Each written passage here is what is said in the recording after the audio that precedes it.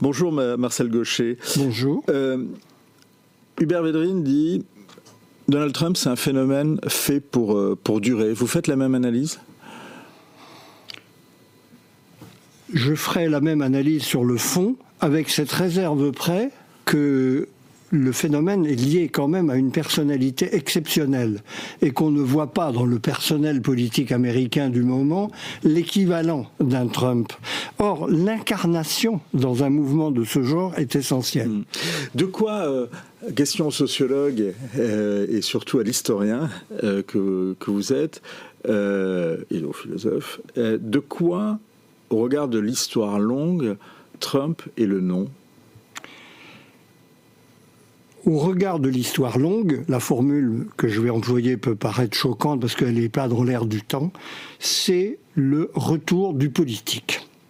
Politique d'abord, formule qui a fait beaucoup parler jadis et qu'on a bien oublié, mais qui, dans le cadre des États-Unis, première puissance économique du monde, résumée dans l'idée de la puissance du capitalisme d'aujourd'hui à tous égards, Trump incarne quelque chose de dissonant qui est le point de vue politique. Au sens fort du mot, c'est la stratégie des États-Unis dans un monde que les États-Unis ont dominé et qui leur paraissait amical, accueillant, et qui se révèle beaucoup plus hostile que prévu. Trump est l'homme qui fait front face à cette situation inédite que, paradoxalement, le Parti démocrate, qui est tenu pour le parti de la guerre, dit-on, interventionniste, en général, paraît ne pas comprendre.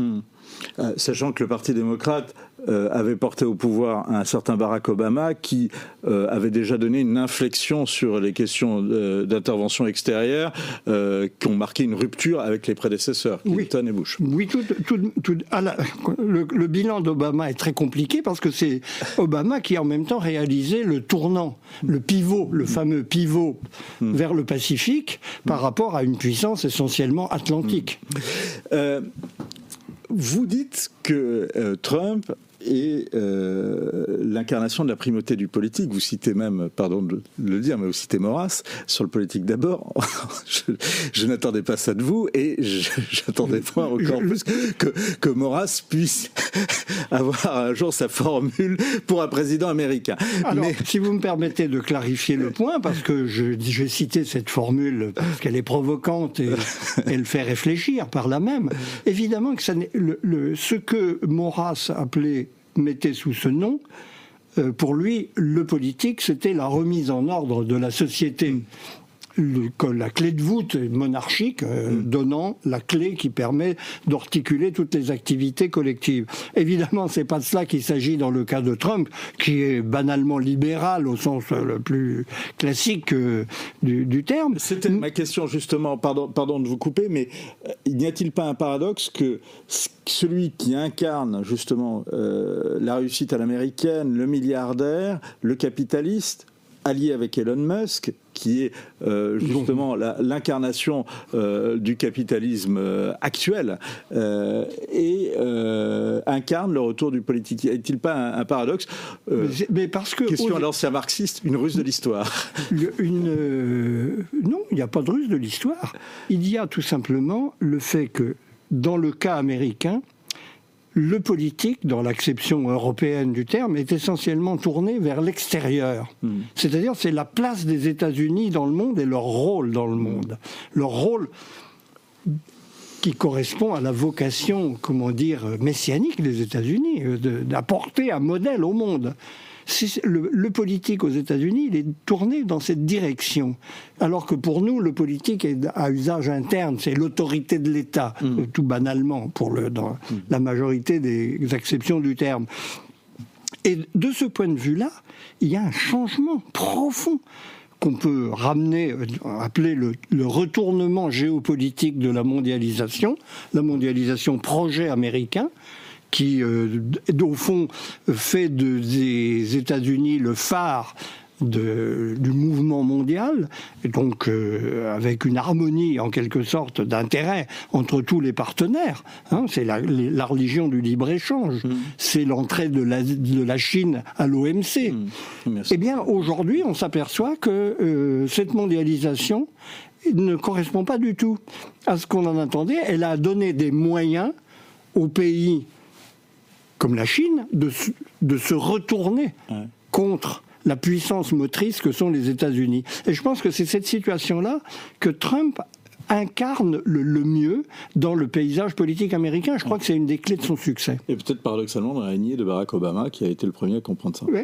Et alors, Barack Obama a agi là sous la pression, il faut bien le dire, de ses stratèges et de ses militaires, qui mesuraient, eux, les premiers, c'est leur métier, heureusement qu'ils existent, qu'il se passait quelque chose. Ils sont un peu nombreux.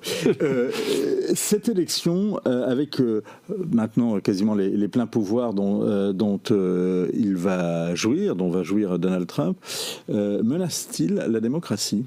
Alors, n'exagérons pas les pleins pouvoirs en question. Nous avons eu une première expérience Trump. Il a commis, par son style peu orthodoxe, disons, toutes sortes d'entorses à la bonne conduite d'un président des États-Unis habituel, c'est évident, mais la démocratie américaine est sortie de son premier mandat intacte. Je ne vois pas que... Même après l'affaire du Capitole. Alors l'affaire du Capitole me paraît avoir été grossie quand même démesurément. Il a commis une énorme maladresse en se commettant, si j'ose dire, avec des gens qui agissaient d'une manière... Écoutez, est-ce que l'attaque du... Il ne les a pas poussés au crime. Il les a poussés verbalement au crime, évidemment. Mais est-ce que l'attaque du Capitole ressemblait à un coup d'État ? Nous avons une longue connaissance des coups d'État. Je crois que c'est pas comme ça qu'on fait. Généralement, si on veut s'assurer d'une prise de pouvoir, et il n'avait pas choisi les bonnes armes pour éventuellement se perpétuer au pouvoir. Bon, passons. Mais non, il a commis, c'est ce que j'appelais des attentats contre la bonne conduite. La première des règles démocratiques étant le fair play face à un résultat électoral. Donc là-dessus, c'est sûr. Mais est-ce que ça a empêché, est-ce que Biden a été obligé de remettre en ordre la démocratie américaine ? Non. Il en a hérité telle qu'elle était, il s'en est fort bien, s'est retiré, et je crois qu'il ne s'est rien passé. Je ne crois absolument. Je pense en plus que, vu ce qu'est le système politique américain, en dépit de la conjonction des pouvoirs à Washington, mais l'Amérique, c'est 50 États. Oui, c'est un État. Et d'ici que Trump fasse la loi dans tous les États-Unis, il y a un pas qui n'est très loin d'être franchi, à mon avis. Ça va au contraire. Son élection, dans ces conditions, va durcir les contre-pouvoirs de la base qui sont très puissants. Et donc, redonner un pouvoir aux États fédéraux, par exemple. Oui, je le crois. Ouais. Je crois que ça va aller dans ce sens. Je doute que la Californie, mettons, obéisse à Washington avec le doigt sur la couture du pantalon. C'est ce qu'on avait vu à la fin du mandat de Donald Trump, d'abord avec le mouvement Black Lives Matter et ensuite et en parallèle avec le Covid. Quel regard portez-vous sur l'entente de Trump avec Elon Musk ? Elon Musk est un personnage pour moi peu déchiffrable. Et j'avoue que j'ai du mal à comprendre. Mais je crois qu'on voit bien, que ça nous ramène au point de départ de notre conversation, une convergence objective, la seule dont je puisse juger, d'intérêt entre ce que représente Elon Musk, c'est-à-dire l'avant-garde de la tech américaine, et le projet politique des États-Unis. Et les États-Unis ont repris, dont le système économique était tout de même dont la puissance économique était très relativisée par le cours de la mondialisation dans un premier temps, via la tech, via le monopole numérique et via maintenant le type d'initiative dont Musk, par exemple le spatial en dernier lieu, dont Musk est l'incarnation, ont repris une sorte de longueur d'avance qui leur donne un leadership qu'ils ont intérêt à préserver. Et Musk, je pense, est l'homme de cette conscience stratégique. Est-ce que Musk, si je suis votre raisonnement et ce que vous dites, est l'incarnation, en tout cas permet à Trump de tenir la promesse de rendre à l'Amérique sa grandeur ? D'une certaine façon, elle l'a déjà. Elle l'a sur le terrain économique, de façon très flagrante. Quand on pense que les États-Unis sont redevenus le premier pays producteur de pétrole, enfin via le gaz de schiste, et pétrole et de gaz du monde, ça donne à penser. Et je pense que effectivement, ce qui leur manque aujourd'hui, finalement, c'est le leadership politique par rapport à cette avance technologique que seuls les Chinois sont en mesure de contester, mais tout de même d'une manière mineure, à mon sens. Et paradoxalement, ce leadership politique, visiblement, il refuse en tous les cas d'en exercer les responsabilités. Je ne crois pas. Mais simplement, ça n'est plus un leadership généreux et, comment dire, paternel. C'est un leadership vindicatif, égoïste, l'intérêt des États-Unis d'abord. Et précisément je crois que quand Trump parle de faire la grande Amérique, c'est de retrouver le sens de l'intérêt américain d'abord. Par rapport à une situation où ce rôle messianique d'éclaireur du monde donnait une certaine latitude aux gens qu'il s'agissait d'aider. Je pense que vis-à-vis, par exemple, des Européens, c'est fini. La protection paternelle des États-Unis qui sont venus nous sauver du nazisme, c'est fini. Débrouillez-vous. Nos intérêts d'abord. Si vous voulez qu'on vous défende, défendez-vous. Une dernière question sur les États-Unis. Musk, c'est Twitter, enfin désormais X, et c'est l'incarnation aussi quelque part de l'avènement des GAFA. Est-ce que finalement, en s'alliant avec Musk, Trump donne encore une assurance aux GAFA, l'assurance que leur monopole ne sera pas démantelé, et que paradoxalement, c'est quand même eux qui tiennent encore le pouvoir, et ça remet peut-être en cause l'idée d'un retour du politique. Alors, est-ce que Trump a dans ses atouts la possibilité de bloquer le démantèlement des GAFA, des GAFAM? Ça me paraît à établir. Je ne suis pas sûr. Il y a justement, le système politique américain et le système juridique, puisque ça va être largement une décision des tribunaux, va être déterminant dans cette affaire, et ça me semble tout à fait ouvert. Je ne suis pas sûr qu'il ait cette capacité. Donc, je crois qu'on est sur un autre terrain, où il s'agit justement moins du système interne des GAFAM, parce qu'il y ait plusieurs entreprises américaines au lieu de quelques-unes, est-ce que ça changerait le rapport de force global ? Je ne crois pas. Mais ce rapport de force global, il faut le défendre. C'est l'idée quand on veut démanteler un monopole. Ben oui. Outre votre livre, sur lequel nous allons revenir longuement, Marcel Gauchet, deux autres ouvrages marquent la production éditoriale de ces dernières semaines. Il y a La défaite de l'Occident d'Emmanuel Todd et le sursaut de Nicolas Bavrez. Comme son titre l'indique, La défaite de l'Occident radiographie l'inéluctable chute d'une civilisation qui a été le phare du monde depuis le XVIe siècle. Et comme son titre l'indique aussi, le sursaut estime une renaissance de nos démocraties en général et de la France en particulier possible. De quelle thèse vous sentez-vous le plus proche ? Écoutez, sur le constat... Hormis la vôtre. J'espère. Sur le constat, je crois que nous sommes les uns et les autres d'accord. Sur le scénario de sortie de cette situation, je me sens à la fois plus optimiste comme Nicolas Bavrez qu'Emmanuel Todd. Je pense qu'il y a encore du possible. Parce que Emmanuel Todd a une thèse... Ça, c'est l'avocat du politique qui parle. Oui, je crois que l'exercice de la volonté politique peut encore beaucoup de choses. En revanche, je crois que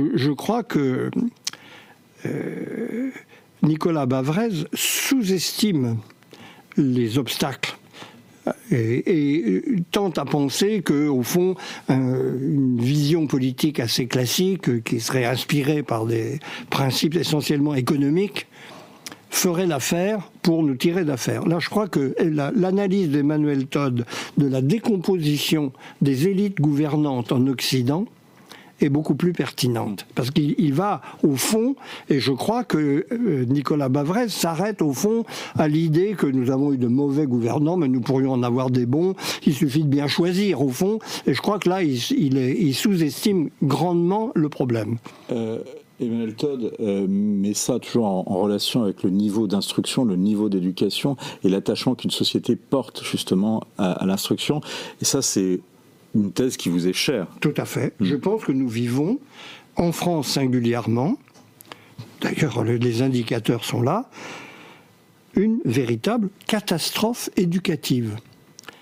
Et qui précisément nous ramène aux politiques, l'un de nos atouts dans la compétition internationale, c'était le haut niveau d'éducation de notre population, et en particulier de notre population active. Notre patronat ferait bien de s'en préoccuper davantage. Parce que si nous avons descendu en gamme dans notre production industrielle avec les effets qu'on voit, aujourd'hui, c'est aussi parce que nous n'avons pas les gens pour faire. Et ces gens, ils ne sortent pas du néant, ils viennent d'un système éducatif qui est en faillite. Et là, c'est peut-être même pour le long terme, la cause principale qu'un système politique français digne de ce nom devrait prendre en charge.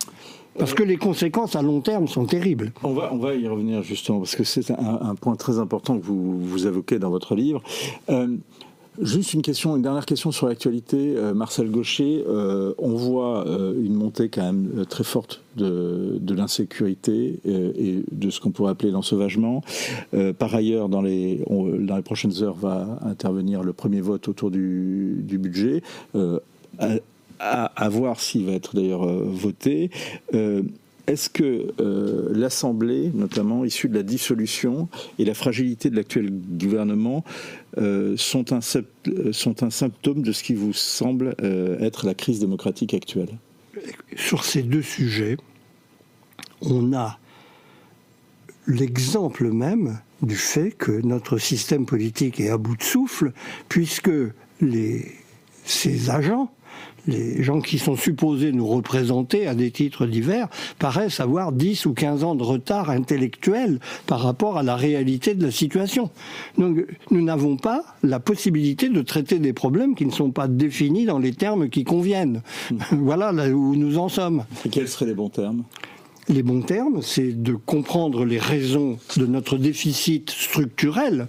Structurel. Bon, il se trouve que nous avons, à un moment donné, un déficit devient explosif, mais il a des raisons qui viennent de loin et qui tiennent véritablement à la fois à la manière dont a été calculer notre participation à l'euro, comment les choix qui ont été faits en matière de spécialisation internationale, et ça pour le budget, et pour l'ensauvagement, c'est la politique migratoire, c'est la politique éducative, c'est la politique de la ville, tout ça a été complètement raté.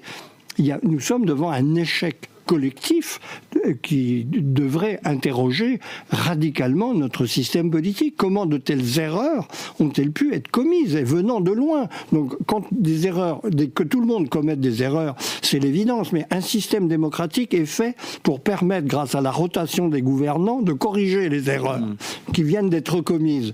Mais là, il y a eu un consensus dans l'erreur qui se prolonge depuis des décennies et qui nous amène à la situation où nous sommes. Et précisément cette situation où nous sommes, vous l'avez radiographé, on va plonger justement dans la crise actuelle des démocraties et effectivement de cette situation.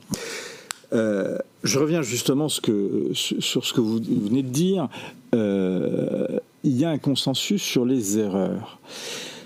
Est-ce que ce consensus sur les erreurs n'est pas le symptôme de ce que vous appelez le nœud démocratique et de la crise actuelle ? En fait, pour parler simple, pardon si je trahis votre pensée, mais vous allez le pouvoir m'amender si c'est le cas, mais en fait, on est en train de vivre un éclatement de nos sociétés avec une espèce d'individualisme forcené, si je vous suis, et qui fait que on ne fait plus société. Il n'y a plus de société. On ne fait plus société. Et en tout cas, il y a un risque d'éclatement qui fait qu'il n'y a même plus de démocratie, puisqu'il n'y a plus de société. Alors, n'exagérons pas les termes du diagnostic, parce que là, s'il n'y a plus de société, le patient est à la veille de la mort. Nous n'en sommes pas là, Dieu merci. On en est à l'archipélisation, quand même. Oui, on est à un stade très, très prononcé de décomposition. Ça, c'est certain. Mais il y a encore une société. Le problème est que, en quelque sorte, nous ne la voyons pas, cette société, et personne ne prend ses intérêts en charge. Il y a au fond, nous sommes dans cette très étrange situation, c'est pourquoi j'ai essayé d'écrire ce livre, pour éclairer ce phénomène très étrange, en fait, qui rend la situation difficile à appréhender, où nous avons, en un sens, plus de société que jamais, au sens où ces individus qui entendent suivre chacun leur propre loi avec toutes les conséquences qui s'en suivent, sont le produit de cette société. Et ça se traduit notamment dans notre budget pharaonique, très au-dessus. Il en faut un petit peu pour tout le monde. Voilà. Et on sent qu'on prenne en compte que... il y a un tout qui doit fonctionner. Il y a une addition à la fin. Voilà. Il n'y a plus d'addition. Il n'y a plus personne pour faire l'addition. C'est ça le malaise. C'est pourtant le propre d'un budget. En général. Bon. Mais il n'y a plus que des soustractions. Pourquoi dites-vous qu'il y a une crise néolibérale ? Néolibérale parce que précisément, au fond... Alors, néolibéral, permettez-moi de revenir un peu en arrière, parce qu'il y a libéral à la base. Les principes libéraux sont les mêmes. Il n'y a pas d'innovation doctrinale véritable, il y a des choses techniques qui occupent beaucoup les esprits, mais les principes libéraux de base, c'est-à-dire les libertés individuelles, la liberté de la société face à l'État, la liberté d'initiative économique, évidemment, mais pas seulement. Toutes les libertés, le mouvement associatif, les libertés publiques, comme on dit, tout ça n'a pas changé d'un iota. Mais ce qui a changé, c'est le contexte dans lequel se joue cette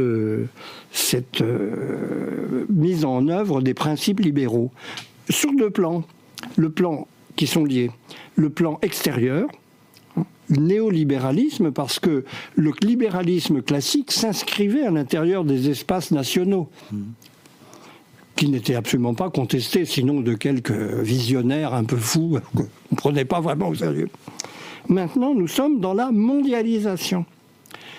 Potentiellement, avec les principes libéraux, le libre-échange et la traduction, le résultat est qu'on a sorti le processus économique des espaces politiques sur lesquels nous n'avons plus qu'une prise marginale. C'est-à-dire que ce que vous dites, c'est que dans le cadre national, il y avait une grande liberté économique, mais il y avait à la fin une barrière, comme un enclos dans lequel on ferait ce qu'on veut, mais sauf de passer la barrière. Et finalement, ce que les États-Unis conservent très très bien. Oui. Et ils ont d'ailleurs propagé au monde entier qu'il ne fallait pas le faire, et il ne fallait pas faire ce qu'ils font. Et ce qui est très curieux, c'est que les élites françaises, et en particulier les élites économiques, continuent de porter ce discours-là. Peut-être question d'ailleurs, est-ce que dans les critiques que, entre guillemets, les pro-américains, si je puis dire, font de Trump, il n'y a pas cette idée-là. C'est-à-dire que Trump trahit la mondialisation. Mais bien sûr que oui. Mais bien sûr que oui. Trump ne joue pas le jeu de la mondialisation. Parce que ce jeu de la mondialisation, il a coûté très cher aux États-Unis, il nous a coûté très cher. La différence, c'est que les États-Unis s'en aperçoivent et réagissent, et pas nous. Oui, et puis ils ont toujours eu quand même un rapport par rapport aux barrières douanières beaucoup moins dogmatique que les élites économiques européennes et françaises.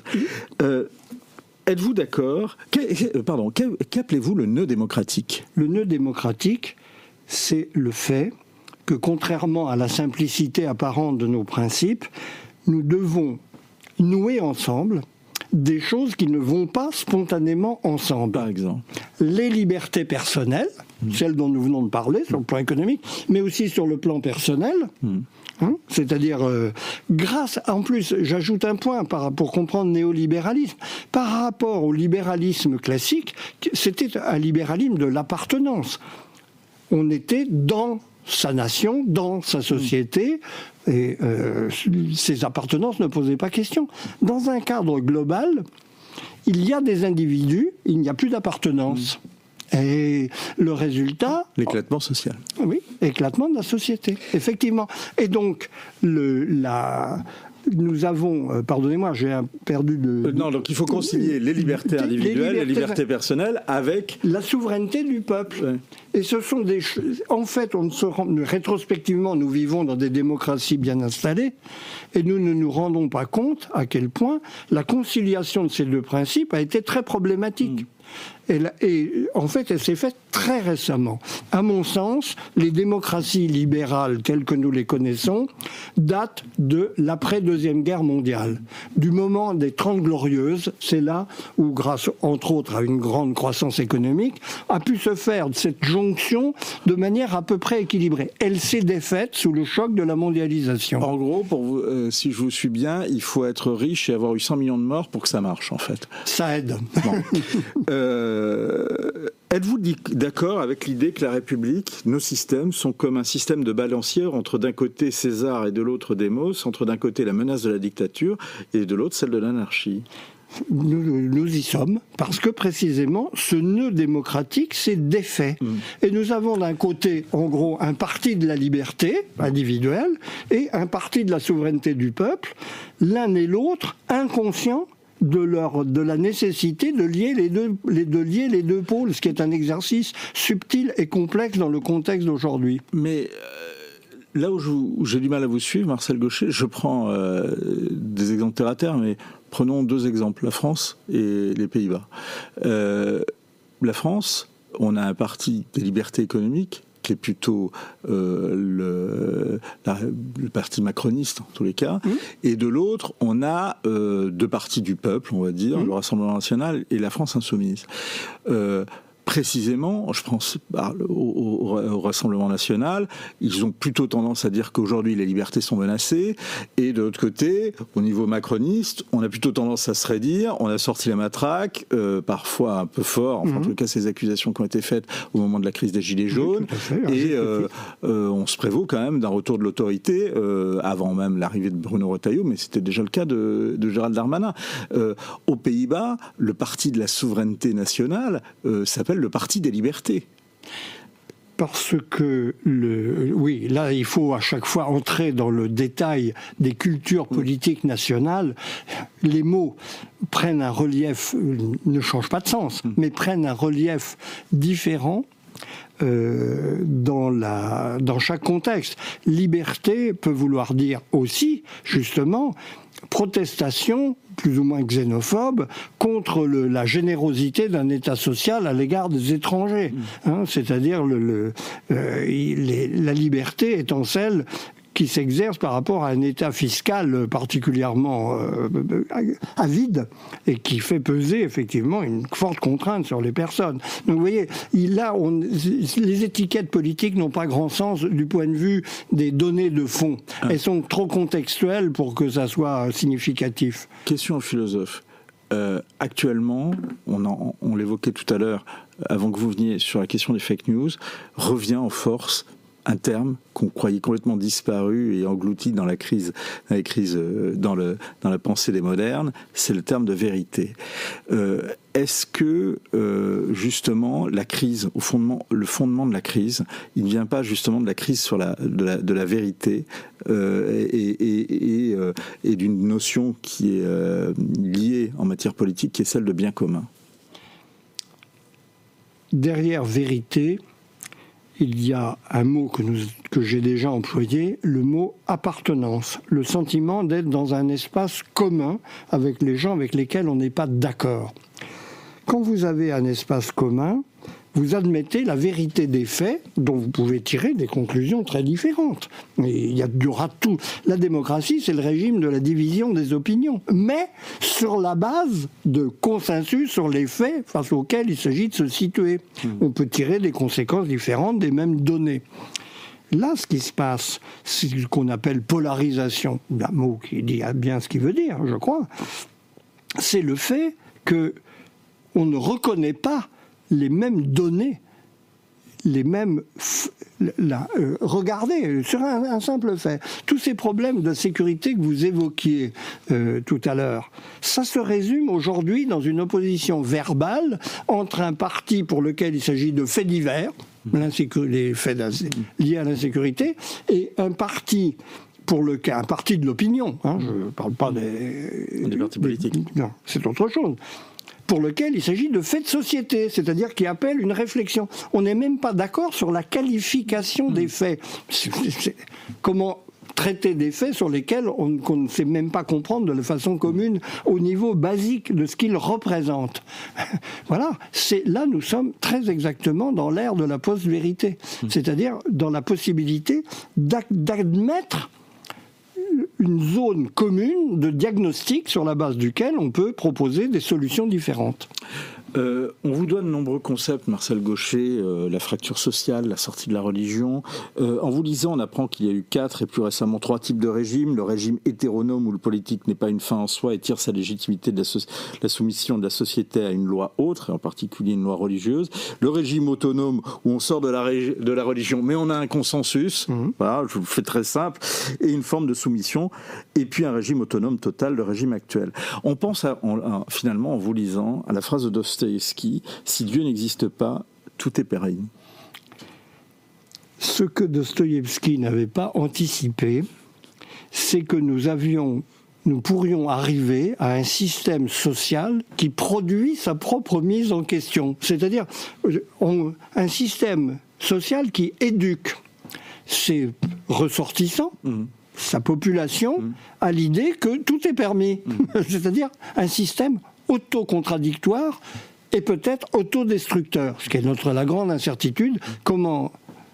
Parce que finalement, c'est la question de la crise. Nous sommes dans un système autocontradictoire, ça c'est l'évidence. Est-ce qu'il est autodestructeur, c'est-à-dire est-ce que ça peut aller jusqu'au bout sans que nous ayons de corde de rappel pour retenir avant le saut dans le gouffre? Nous ne savons pas. Nous ne savons pas, mais n'est-ce pas le destin En fait, quand on regarde la mise en place de la démocratie en France depuis 1793, alors il y a un débat. Certains disent qu'il y avait de la démocratie même sous l'Ancien Régime. Mais, entre le système censitaire, le gouvernement des élites ou celui des juges, est-ce que le destin de la démocratie n'est pas d'être menacé, pour qu'elle soit sauvée, n'est pas d'être menacé par un gouvernement oligarchique, plus encore? C'est pas son destin. Et c'est son destin habituel. Ce qui est important, n'est pas son destin ontologique. Non, ça n'est pas son destin ontologique. C'est son destin. C'est un constat ou c'est un article de foi? Oui. C'est ce qui est sa pente. Mais justement, la démocratie, c'est le régime qui peut permettre de lutter contre ses propres pentes. Ce pourquoi les grands moments démocratiques, disons notre moment athénien, sont rares. La crise actuelle ne vient-elle pas du fait aussi qu'on est trop sorti de la religion? Autrement dit, est-ce que le phénomène religieux n'a-t-il pas investi d'autres domaines, le politique parfois, le sport, l'économie ou l'écologie? Alors, moi, tout cela est vrai, mais pas important. Tout ce que vous citez me semble juste. Ce qui me semble plus significatif dans l'évolution actuelle du religieux, c'est qu'il est devenu, en fait, un ferment individualiste radical. Traditionnellement, depuis toujours, la religion, c'était le collectif, la chose collective par excellence, la croyance partagée. Et c'est devenu quelque chose d'individuel. Et c'est devenu quelque chose de totalement individuel. Je suis vraiment désolé, Marcel Gauchet, on est obligé d'interrompre cette conversation passionnante. Vous le reconnaissez vous-même, une certaine abstraction du propos pourra vous être reprochée, mais c'est le prix à payer pour une formidable cure d'altitude mentale que procure la lecture de votre livre. Le nœud démocratique aux origines de la crise néolibérale, c'est aux éditions NRF Gallimard, dans la prestigieuse collection Bibliothèque des sciences humaines. Point de vue, c'est fini. On se retrouve demain avec Anne-Emmanuel Isaac.